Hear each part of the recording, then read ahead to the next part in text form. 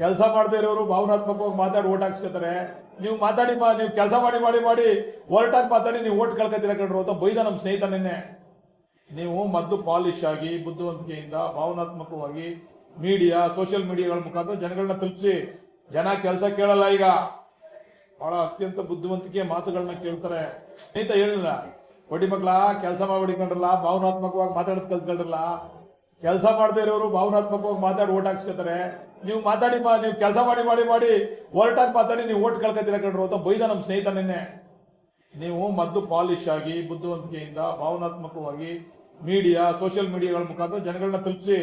ಜನ ಕೆಲಸ ಕೇಳಲ್ಲ ಈಗ, ಬಹಳ ಅತ್ಯಂತ ಬುದ್ಧಿವಂತಿಕೆ ಮಾತುಗಳನ್ನ ಕೇಳ್ತಾರೆ.